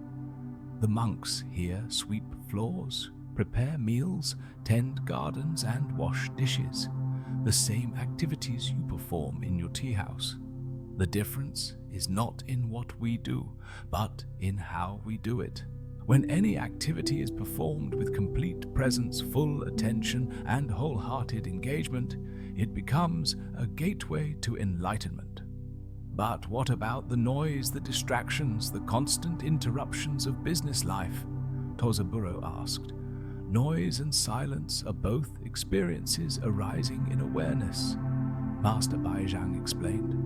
"Distraction and concentration are both movements of mind within the vast space of consciousness. A true practitioner learns to maintain equanimity, whether surrounded by the bustling activity of a marketplace or the quiet stillness of a meditation hall." The master stood and walked to a window overlooking the valley below, where the lights of the town twinkled in the gathering darkness. "Look down there at your community. See how many people depend on your tea house for their daily refreshment, for a moment of warmth and hospitality in their busy lives. See how your work serves others, creates connection, and contributes to the welfare of your neighbors. This service to others is itself a profound spiritual practice. Your tea house," he continued, "is your monastery. Your customers are your teachers, each one bringing you opportunities to practice patience, kindness, and mindfulness. The challenges of running a business are your koans, presenting you with moment-by-moment opportunities to respond with wisdom and compassion. Tozaburo felt something shift in his understanding. So, you're saying that I don't need to change my circumstances to practice Zen. I'm saying that trying to change your circumstances to find Zen is like trying to escape from space to find room to breathe. Zen is not something separate from your daily life. It is the awakened way of living your daily life. Every moment offers a choice. Will you be fully present with what is happening now, or will you be lost in thoughts about somewhere else you'd rather be? Master Baizhang picked up a simple ceramic teacup from a nearby table. This cup serves tea perfectly without needing to become a golden chalice. A flower blooms beautifully without needing to become a different flower. You can awaken completely without needing to become someone other than who you are, or do something other than what you do. The integration of work and practice. These powerful teachings challenge one of the most persistent misconceptions about spiritual practice: the belief that awakening requires escape from ordinary responsibilities and activities. Both stories reveal that the sacred and mundane are not separate realms, but different ways of experiencing the same unified reality. Master Baizhang's insistence on continuing his physical labor despite his advanced age and spiritual attainment demonstrates that enlightenment doesn't graduate us from humble service. Instead, it transforms our relationship to work, revealing the inherent dignity and spiritual potential in all honest labor. When we work with complete presence and genuine care, every task becomes an expression of our Buddha nature. The teaching, "No work, no food," operates on multiple levels. On the surface, it ensures that everyone contributes to the community's welfare. More deeply, it recognizes that spiritual and physical nourishment are intimately connected. When we contribute our energy to the collective good, we participate in the fundamental interdependence that sustains all life. This participation itself nourishes something essential in our spiritual development. Tozaburo's story addresses the concerns of countless practitioners who believe their circumstances prevent serious spiritual practice. His transformation from viewing work as an obstacle to seeing it as the very field of practice offers hope and practical guidance for anyone struggling to integrate spirituality with daily responsibilities. The key insight is that the quality of consciousness we bring to an activity matters more than the activity itself. A surgeon operating with complete present skill and compassion is practicing just as authentically as a monk sitting in meditation. A parent caring for children with full attention and love is engaging in spiritual practice as genuine as any temple ritual. This understanding democratizes enlightenment, making it accessible to anyone willing to bring mindful awareness to their current circumstances, rather than waiting for ideal conditions that may never arrive. It suggests that awakening is not about finding the perfect external situation, but about discovering the perfection already available in whatever situation we find ourselves. Consider your own relationship to work and daily responsibilities. How often do you treat them as obstacles to real spiritual practice? What would change if you approached your current tasks as opportunities for developing presence, patience, and wisdom? How might your work environment become a monastery and your colleagues become teachers? The practice of every minute Zen transforms waiting in line into patience practice, dealing with difficult people into compassion, cultivation, and handling routine tasks into mindfulness meditation. This approach doesn't require additional time or special conditions. It simply requires remembering to bring awareness to whatever is already happening. As you continue through your daily activities after this meditation session, carry with you the understanding that no moment is too mundane for awakening, no task too humble for spiritual growth. Whether you're washing dishes, writing emails, caring for children, or managing complex projects, each activity offers the same fundamental opportunity to be completely present with what is arising now. This is the radical teaching of these ancient masters, that enlightenment is not a distant goal requiring perfect conditions, but a way of being available in every moment of ordinary life. The monastery is wherever you are. The practice is whatever you're doing. The teacher is whatever situation is presenting itself. And the enlightenment you seek is as close as your next conscious breath, your next mindful action, your next moment of wholehearted engagement with the gift of being alive. Part 9. Emptiness and Non-Existence. As we approach the culmination of our journey through these ancient teachings, we venture into perhaps the most profound and challenging concept in all of Zen philosophy, the understanding of emptiness or shunyata. This is not the emptiness of lack or void, but the recognition that all phenomena exist in a state of fundamental interdependence without fixed independent essence. Feel your breath as it flows naturally, neither grasping at the inhalation N or pushing away the exhalation. In this simple rhythm, you are already experiencing the teaching of emptiness. Breath arises from emptiness, exists temporarily, and returns to emptiness, yet something essential continues. Prepare your mind to receive teachings that may challenge everything you thought you knew about the nature of existence itself. The story, Nothing Exists. In ancient China, there lived a brilliant philosophy student named Wei, who had mastered all the classical texts and could debate the finest points of logic with remarkable skill. He had studied under many teachers and acquired a reputation for his sharp intellect and his ability to demolish any argument through precise reasoning. Yet, despite his vast knowledge, Wei felt restless and unsatisfied, as if all his learning had only led him further from truth rather than closer to it. Hearing of a famous Zen master named Nagarjuna, who was said to possess wisdom beyond conventional understanding, Wei decided to test this teacher's knowledge. He arrived at the master's simple dwelling with confidence, prepared to demonstrate the superiority of philosophical reasoning over what he assumed would be simple-minded religious beliefs. Master Nagarjuna received him in a small, sparsely furnished room.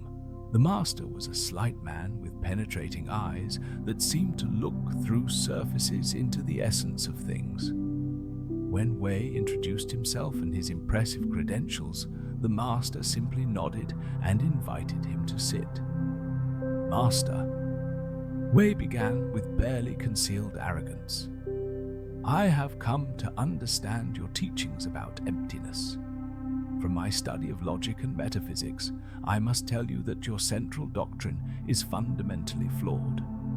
You claim that all things are empty of inherent existence, but this is clearly absurd. Look around us. This room exists. These cushions exist. You exist. I exist. How can you possibly claim that nothing has real existence?" Master Nagarjuna listened patiently, his expressio on neither defensive nor dismissive. When Wei finished his challenge, the master smiled gently and said, "You are absolutely correct." Wei was taken aback. He had expected an argument, a defense of Zen doctrine perhaps, some mystical double talk. This simple agreement was not what he had prepared for. Wei stammered. "You agree that your teaching about emptiness is wrong." "Not at all," the master replied calmly. "I agree that you exist. This room exists, these cushions exist. Everything you can point to certainly exists. But tell me, student of logic, when you say these things exist, what exactly do you mean by exist?" Wei felt on firmer ground now. "I mean, they have substance, they have real being. They are actual rather than imaginary." "Excellent. And where does this existence come from? Take this cushion, for example. What makes it exist?" "Well," Wei replied confidently, "it exists because it was made from cotton and fabric. The cotton came from plants, the fabric was woven by human hands, the dyes came from natural materials." "Ah," the master interrupted gently, "so the cushion's existence depends on cotton fabric, human labor, plants, or soil, sunlight, rain, and countless other factors. Without any of these conditions, there would be no cushion. Would you agree?" "Yes, of course. Everything has causes and conditions. So the cushion does not exist independently. Its existence is completely dependent on other things. And those other things, the cotton plant for instance, what does its existence depend on?" Wei followed the logic. The cotton plant depends on soil water, sunlight, seeds, nutrients. And the soil depends on decomposed organic matter, geological processes, cosmic events. The sunlight depends on nuclear fusion in the sun, which depends on gravitational forces, which depend on the fundamental structure of space-time itself. Do you see where this leads? Wei's confident expression began to waver. It leads to everything, depending on everything else. Precisely. Nothing exists independently. Everything that appears to exist does so only in relationship to everything else. The cushion is empty of independent existence. It's a temporary arrangement of interdependent conditions. When those conditions change, the cushion will cease to exist as we know it. The master picked up a cup of tea. This cup appears solid and independent, but it's actually a dynamic process of molecular activity, empty space, electromagnetic forces, and consciousness-perceiving patterns. The cup is a convenient label for a flowing river of interdependent phenomena. It has no fixed permanent essence that you could point to and say, "This is the real cup." Wei felt his intellectual foundations beginning to shift. But surely consciousness itself exists independently. Surely the one who perceives has some ultimate reality. Master Nagarjuna's eyes twinkled. "Tell me, who is this you that claims to exist? Are you your body? But your body is constantly changing. Different cells, different molecules, different physical processes every moment. Are you your thoughts? But thoughts arise and pass away continuously. Are you your memories? But memories are constantly being reconstructed and modified. Are you your personality? But personality shifts based on circumstance, relationships, and experiences. Where can you find this solid, unchanging self that claims to exist independently?" The master continued. "The more closely you look for it, the more it appears to be another temporary arrangement of interdependent processes. Sensations, perceptions, mental formations, and consciousness itself, all arising and passing away moment by moment." Wei sat in stunned silence as the implications of this teaching sank in. If nothing had independent existence, if everything was just patterns of interdependence, then what was real? What could be trusted? What was the point of anything? Seeing his confusion, Master Nagarjuna spoke with great compassion. "My friend, the teaching of emptiness is not nihilism. It doesn't mean that nothing matters or that existence is meaningless. It means that things exist differently than we typically assume. They exist interdependently without fixed essence in constant creative flow. This understanding brings profound freedom," the Master continued. "If you have no fixed self to protect what is there to defend, if situations have no permanent nature, they can always change. If problems have no solid existence, they can be transformed. Emptiness is not the absence of everything, it's the presence of infinite possibility." The story Flower Shower. Years later, Wei had become a devoted student of Master Nagarjuna, spending countless hours in meditation and contemplation of the teachings on emptiness. His sharp intellect, once used to demolish others' arguments, now served to penetrate the subtle layers of illusion that create suffering. One spring afternoon, as Wei sat in deep meditation in the monastery garden, he experienced a profound shift in consciousness. The boundaries between self and world seemed to dissolve. The sense of being a separate observer looking at external objects disappeared, replaced by a seamless awareness in which everything was appearing spontaneously within open space. In this state of expanded consciousness, Wei felt he truly understood emptiness for the first time. Not as a philosophical concept, but as the living reality of existence itself. There was no separate self, no independent objects, no solid barriers between inner and outer. Everything was dancing patterns of interdependent awareness, luminous and free. As this realization deepened, Wei began to speak spontaneously, expressing his understanding in poetic verses that flowed from the depths of his being. Form is emptiness. Emptiness is form. Form does not differ from emptiness. Emptiness does not differ from form. All phenomena arise like BB bubbles in champagne sparkling momentarily before dissolving back into the source. The mountain is not solid. It's dancing space. The river is not separate. It's flowing consciousness. The self is not real. It's temporary dreaming. As Wei spoke these words, something extraordinary happened.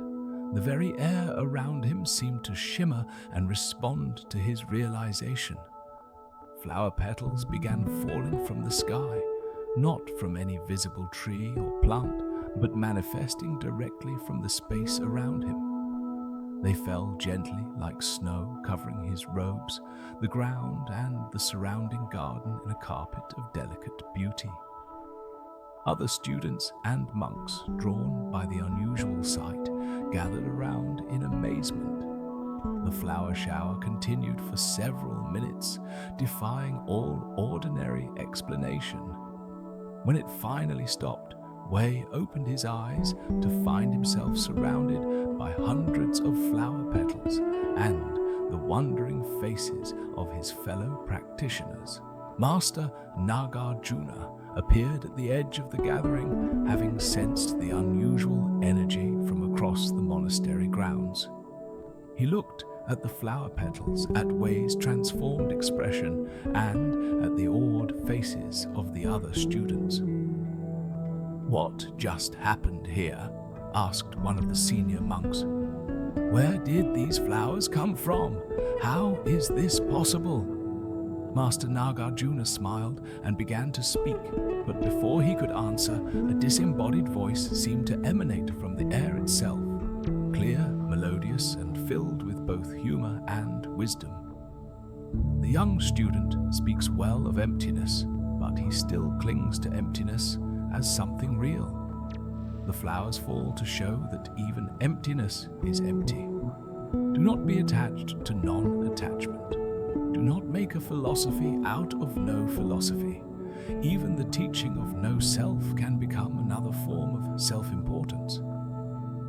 The voice paused, and when it continued, there was gentle laughter in its tone. These flowers are neither real nor unreal. They manifest to celebrate understanding, but they also disappear to prevent clinging to miraculous experiences.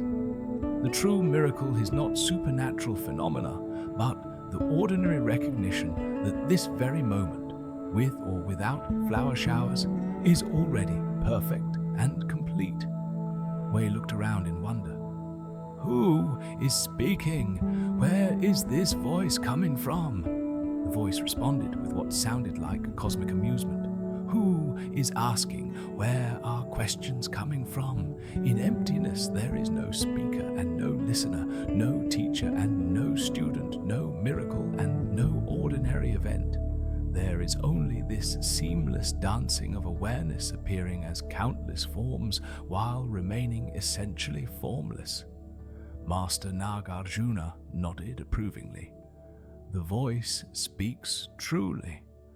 Wei, you have had a beautiful realization, but don't make it into another possession. Don't let understanding emptiness become a new form of spiritual pride.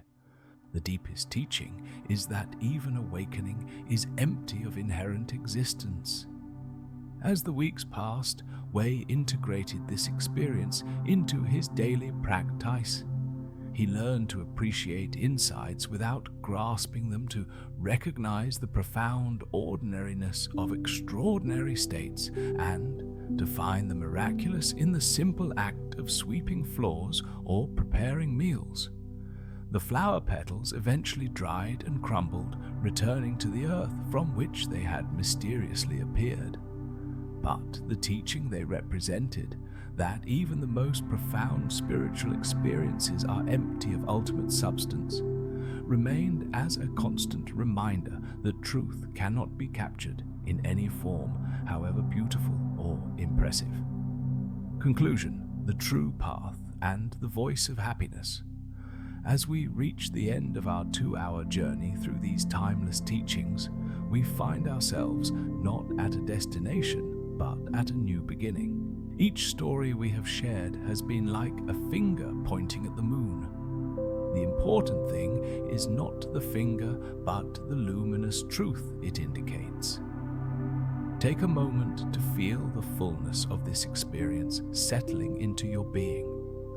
Notice how your relationship to these ancient wisdoms has evolved from the simple teaching of the overflowing teacup to the profound recognitions of emptiness and interdependence.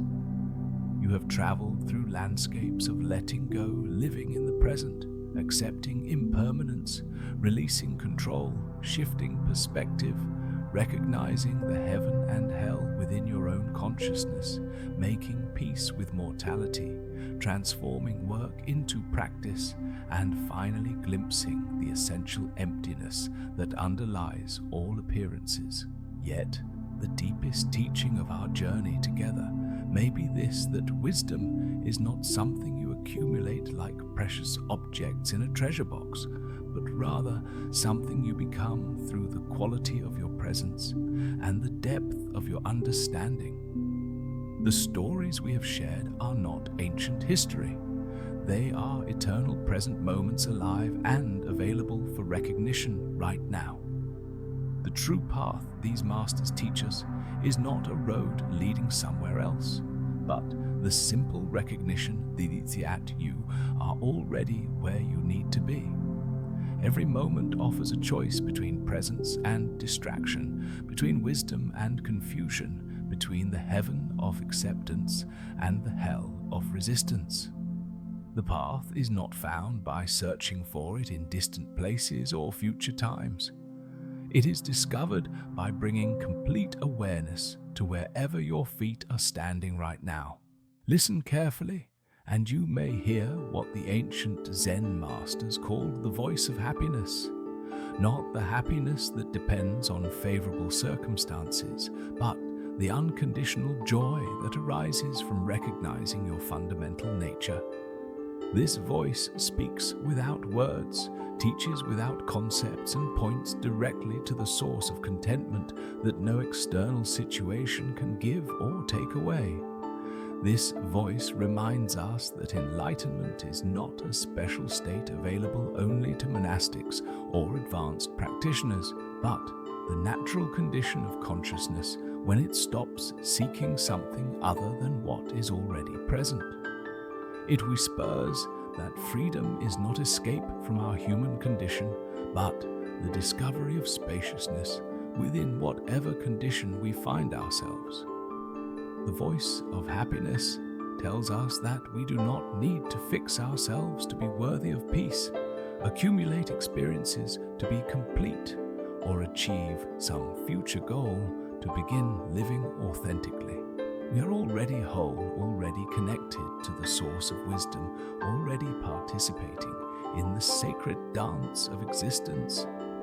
As you prepare to return to your daily activities, carry with you the recognition that this very life, with all its challenges, joys, mundane tasks, and profound mysteries, is your monastery, your temple, your meditation hall.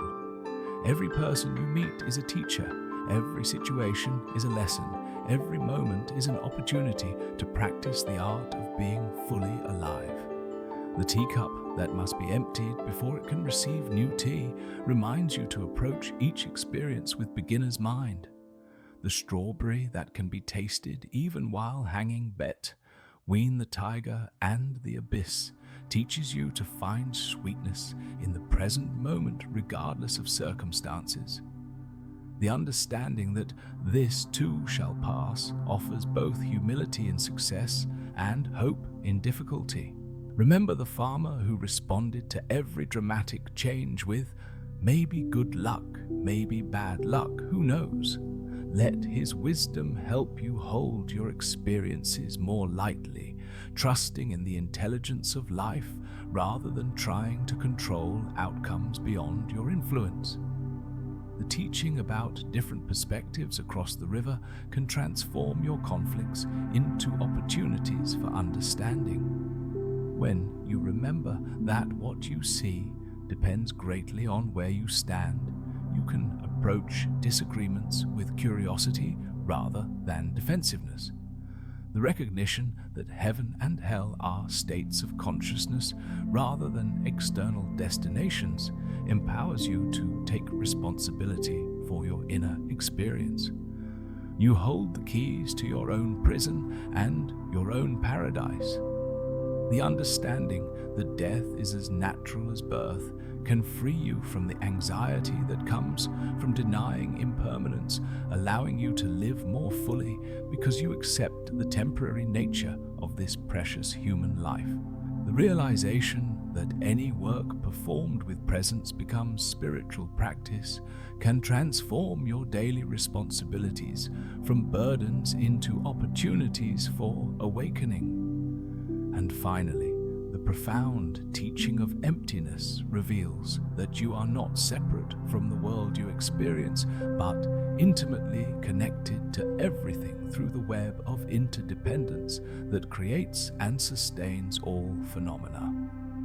These are not just beautiful ideas to contemplate occasionally, but practical tools for navigating the full spectrum of human experience. They are maps for finding your way home to yourself, no matter how far you may have wandered into confusion or suffering. The voice of happiness that speaks through these ancient stories is actually your own deepest wisdom, temporarily forgotten but never truly lost.